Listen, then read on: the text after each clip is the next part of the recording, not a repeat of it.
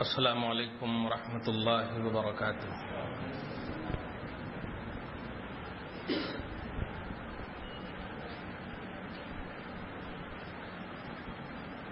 الحمد للہ الذی ابدع الافلاک والارضین والصلاة والسلام علی من کان نبیا وآدم بین الماء والطین وعلى آلہ واصحابہ الطاہرین الطیبین اجمعین، اما بعد فاعوذ باللہ من الشیطان الرجیم، بسم اللہ الرحمن الرحیم۔ یا ایہا الذین آمنوا صدق اللہ العظیم وبلغنا رسوله النبی الامین المتین الکریم، ونحن على ذلك لمن الشاہدین والشاکرین والذاکرین والعابدین والمطمئنین ان شاء اللہ تعالی الى یوم الدین۔ سبحانک لا علم لنا الا ما علمتنا انک انت العلیم الحکیم، صدق اللہ العظیم۔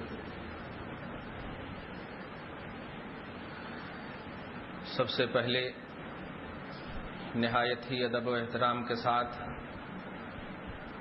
بارگاہ رسالت مآب والے رسالت مآب میں ہدیہ درود و سلام بصد احترام بآواز بلند پیش فرمائیں۔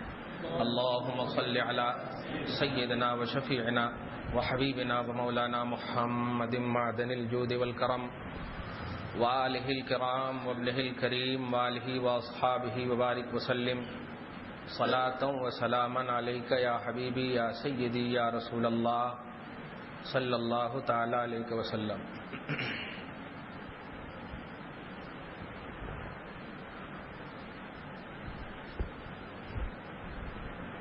خطبہ مسنونہ کے بعد جس آیت مقدسہ معظمہ کی تلاوت کا شرف حاصل کیا، اللہ رب العزت آیت مبارکہ کی تلاوت کو قبول فرمائے۔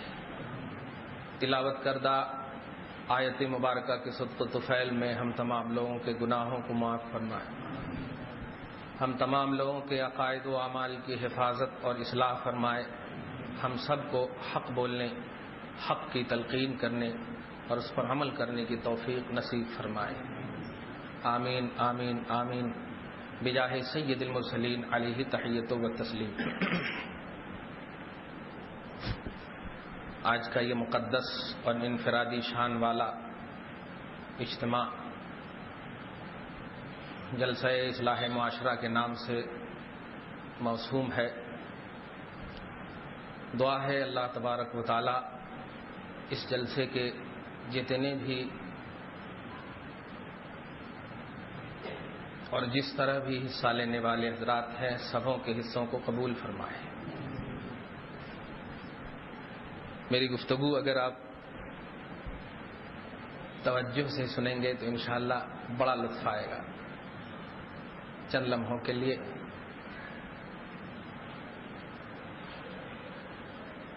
ہم معاشرے کی کیا اصلاح کریں؟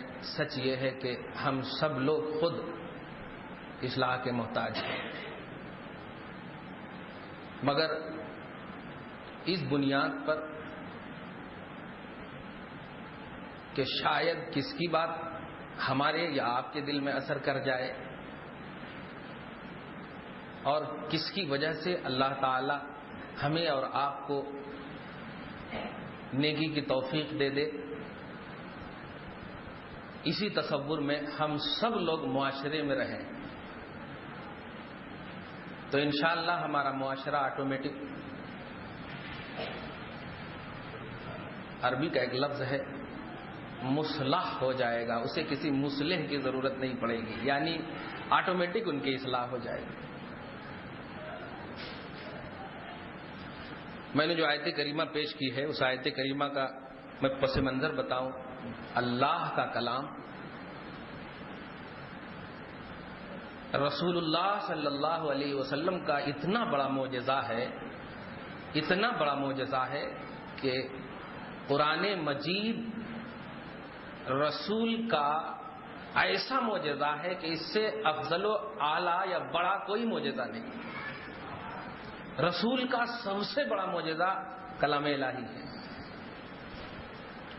بہت ساری آیت کریمہ ہے اس میں جس میں اللہ تبارک و تعالیٰ نے رسول کی زبان سے کفاروں کے سامنے کہلوایا. جب رسول کو وہ کفار یہ کہتے تھے کہ تم شاعر ہو اس لیے شاعری کی طرح عربی میں پیش کر دیتے ہو، عرب میں پیدا ہوئے ہو اس لیے عربی اچھی طرح بنا کر کے لا دیتے ہو. اللہ کے رسول صلی اللہ علیہ وسلم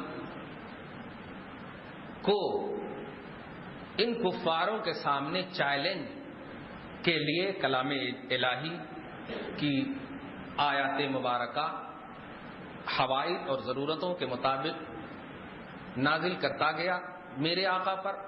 انہی آیات میں سے چند ایسی آیتیں ہیں جن میں چیلنج کیا کفاروں کو. ان کنتم فی ریب مما نزلنا علی عبدنا فأتوا بسورۃ من مثلہ. اے کفاران مکہ، اگر تمہیں جو میں اپنے خاص بندے محمد صلی اللہ علیہ وسلم پر نازل کیے ہیں، میں نے جو نازل کیا ہے، اگر تمہیں اس میں کوئی شک ہے تو اس جیسی کوئی صورت لے آؤ، اس جیسا کوئی ٹکڑا لے آؤ، اس جیسی کوئی آیت لے آؤ. اور اس کے بعد فرما رہا ہے کہ اس سلسلے میں صرف تم ہی نہیں بلکہ تمام بڑے بڑے بلغاء اور فصحاء کو جمع کر لو. فاتوا بسورۃ من مثلہ وادعوا شہداءکم من دون اللہ ان کنتم صادقین. اگر تم اپنے دعویٰ میں سچے ہو تو بڑے بڑوں کو جمع کر لو اور قرآن کی اس آیت مبارکہ کے ذریعے جو نبی یا میرے محمد تمہیں چیلنج کر رہے ہیں اس کا مقابلہ کرنا ہے تو لے آؤ اس جیسا. اللہ خود کہہ رہا ہے فَإِن لَّمْ تَفْعَلُوا وَلَن تَفْعَلُوا. تم اگر نہیں کر سکتے ہو اور ہرگز کر ہی نہیں سکتے. اللہ تعالیٰ کے فرمان کا جملہ انداز دیکھیے کیا کہہ رہا ہے اللہ. تم اگر نہیں کر سکتے ہو تو اس کے بعد کا مفہوم یہ ہونا چاہیے کہ چپ رہو، مگر نہیں، تم نہیں کر سکتے ہو اور ہرگز کر ہی نہیں سکتے. کیا ہے خدا کا علم، اب اندازہ لگائی، کر ہی نہیں سکتے. فاتقوا النار التي وقودها الناس والحجارہ. تو ڈرو اس آگ سے جس کا ایندھن لوگ اور پتھر ہے، انہی دونوں کے ذریعے سے جلایا جائے گا. اس آگ سے ڈرو. اعدت للکافرین. اللہ اور اس کے رسول کی باتوں کو نہ ماننے والوں کے لیے وہ آگ تیار کی گئی ہے. کافرین کا یہی معنی نہیں ہے کہ کافر کے گھر میں پیدا ہو گئے تو وہ کافر ہیں، ایسا نہیں ہے. آپ تاریخ اسلام اٹھاؤ، کافر کے گھر میں پیدا ہونے والے سبحان اللہ سینکڑوں مسلمان ہیں، سینکڑوں مسلمان ہیں. ایک مثال میں آپ کو دے دوں، ابو جہل کو کون نہیں جانتا؟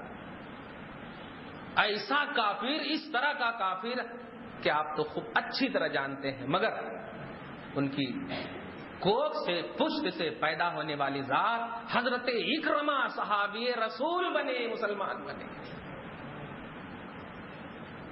اللہ تعالیٰ جسے توفیق دیتا ہے اسے کوئی نہیں اپنی راہ سے، سیدھی راہ سے ہٹا سکتا ہے.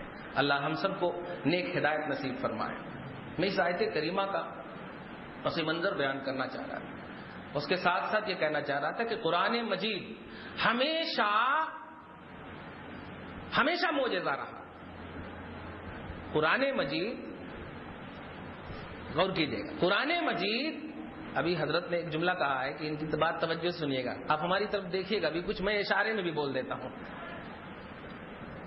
قرآن مجید ہمیشہ معجزہ رہا ہے اور قیامت تک معجزہ رہے گا.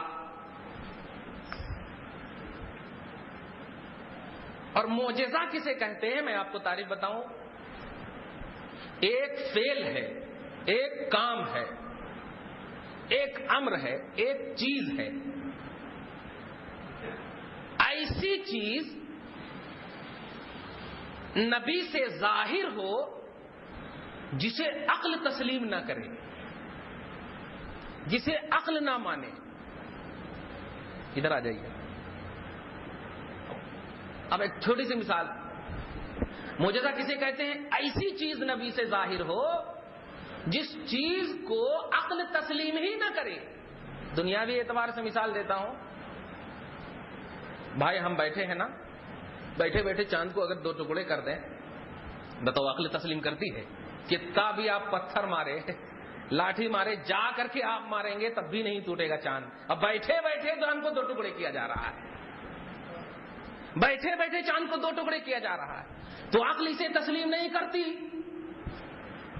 آپ ہیں, ہم ہیں,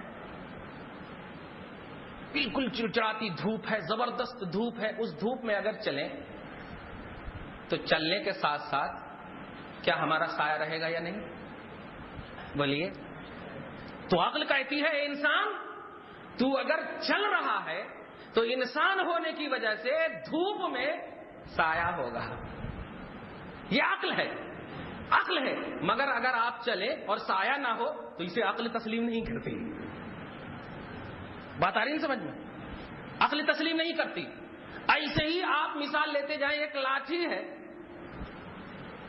کتنا بھی آپ کسی چیز پہ مارے تو اسے چوٹ لگتی, مگر پانی بہہ جائے, لاٹھی مارنے کے بعد پانی بہہ جائے, یہ اسے عقل تسلیم نہیں کرتی.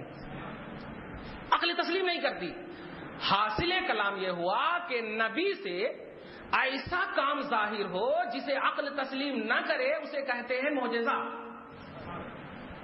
سمجھ گئے آپ؟ تو قرآن مجید معجزہ ہے, قرآن مجید معجزہ ہے.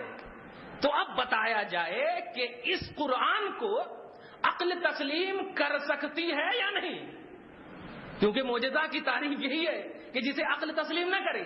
اور قرآن معجزہ ہے تو اب بتایا جائے کہ اسے عقل تسلیم کرتی ہے یا نہیں. تو آپ دو ٹوک جواب دو کہ عقل تمہاری کیا, بڑے بڑے فصحا اور بلغا کی عقلیں حیران ہو گئی ہے, ہماری اور آپ کی عقل کیا. نبی کے سامنے جو چیلنج فرسٹ راؤنڈ کے مخاطب تھے وہ کفار, ان کا مقابلہ پیش نہ کر سکے, ان کے چیلنج کو قبول نہ کر سکے, ان کی مثال نہ لا سکے, تو اب جب وہ نہ لا سکے تو کیوں نہیں لا سکے؟ اس کا مطلب یہ ہوا ان کی عقل میں یہ بات نہیں آ سکی, ان کی عقل میں یہ بات نہیں آ سکی. یہ سب سے بڑا معجزہ ہے.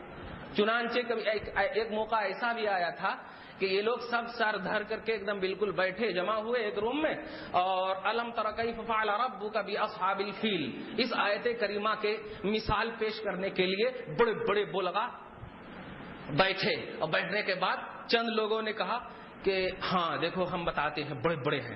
کیا ہے؟ الفیل و ملفیل وما ادراک ملفیل. جملے پہ غور کیجیے گا. الفیل و ملفیل وما ادراک ملفیل. دیکھیے گا بھائی, نماز میں پڑھیے گا تو کہیں یہ نہ پڑھنا شروع کر دیجیے گا ورنہ نماز ہی نہیں ہوگی. الفیل و ملفیل وما ادراک ملفیل.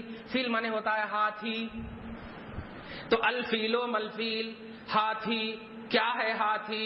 وما ادراک ملفیل, کیا آپ نے جانا کہ ہاتھی کیا ہے؟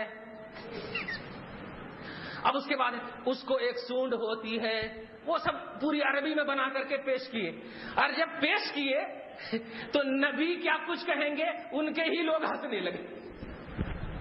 کیا جی ہاتھی کے دوم وغیرہ کی بات کر رہے ہو؟ نہیں چیلنج قبول کر سکے, نہیں لا سکے.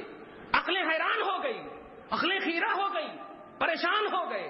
اس کا مطلب یہ ہوا کہ یہ ایسا معجزہ تھا جو عاجز کر دیا ان لوگوں کو, پریشان ہو گئے, معجز ہو گئے ان کے لیے آیت کریمہ اور قرآن کی آیت کریمہ. قرآن مجید, اب غور کیجیے, تو جب قرآن مجید معجزہ ہے, میں نے جو آیت کریمہ پیش کی ہے اس آیت کریمہ کا خلاصہ پھر معاشرہ آسانی سے سمجھ جائیں گے انشاءاللہ. یہ آیت کریمہ سورہ نساء میں اللہ تعالی ارشاد فرماتا ہے, اے ایمان والو ایمان رکھو. یا ایھا الذین آمنوا آمنوا, اے ایمان والو ایمان رکھو. جملے پہ غور کر رہے ہیں آپ؟ ترجمہ سمجھ میں آ رہا ہے؟ قرآن معجزہ ہے, یہ دونوں کو جب سمجھیں گے نا تو آسانی سمجھ میں آئے گی. کیا بات ہے, قرآن مجید قیامت تک کے لیے ہے, یہ ہمارا اور آپ کا عقیدہ ہے, اور سچ یہی ہے کہ انمٹ کتاب ہے, کلام الہی سب ہے, مگر حفاظت کی ذمہ داری اور گارنٹی اللہ نے اسی قرآن کی لی ہے. یہ کلام قیامت تک. غور کیجیے آپ, کیا ہمیں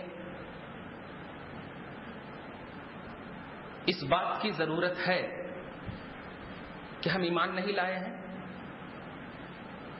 کیا ہم لوگ اس بات کے محتاج ہیں کہ ہمارے ایمان میں کوئی کمی نکالے؟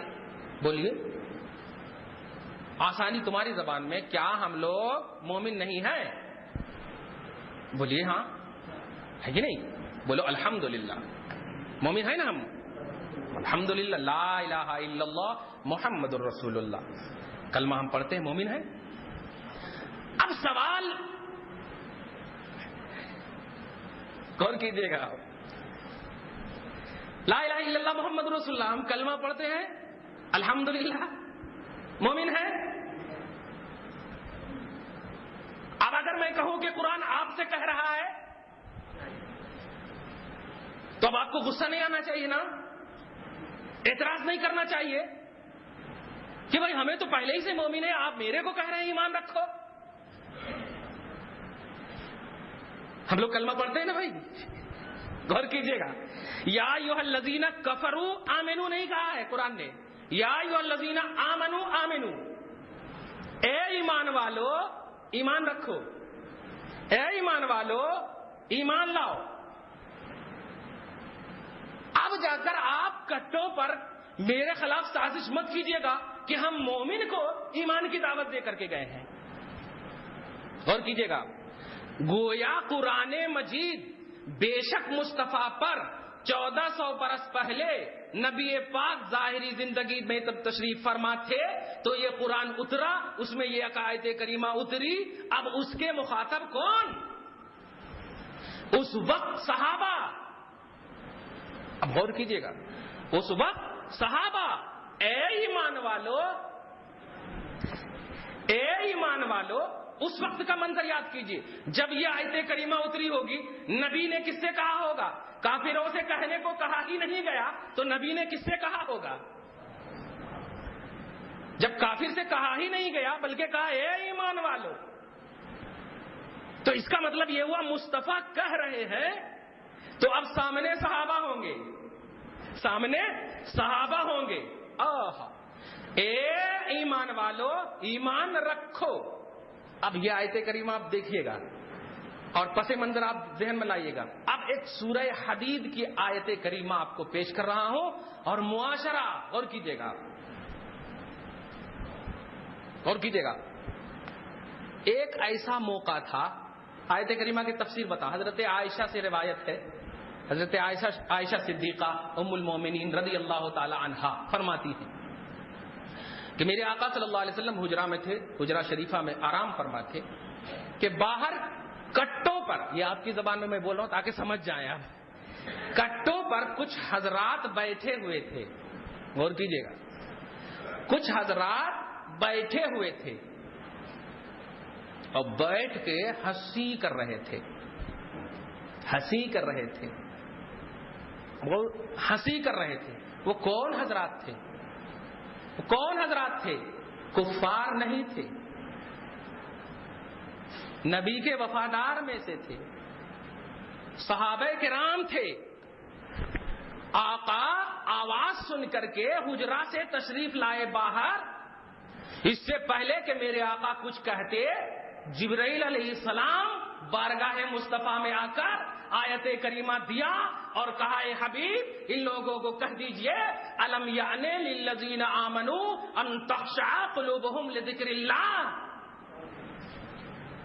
کہ اے ایمان والو، اے ایمان والو، کون بیٹھے ہوئے ہیں؟ کٹوں پر بیٹھے ہوئے ہیں، غور کیجئے گا، اے ایمان والو، یہ بھی ہنسی مذاق کا وقت ہے، یہ بھی ہنسنے اور مذاق کرنے کا وقت ہے، کیا اب بھی تیرے لیے وقت نہیں آیا کہ تمہارا دل ذکر الہی میں جھک جائے؟ الم یعن للذین آمنوا، کیا اب بھی وقت نہیں آیا ایمان والوں کے لیے کہ ان تخشع قلوبہم لذکر اللہ وما نزل من الحق، کہ ان کا دل جھک جائے اللہ کے ذکر کے لیے اور ان احکام کے لیے جو احکام مصطفیٰ پر نازل ہوا جو حق ہے، جو احکام مصطفیٰ پر نازل ہوئے جو حق ہے۔ کیا مطلب؟ آپ تصور کیجئے، پوری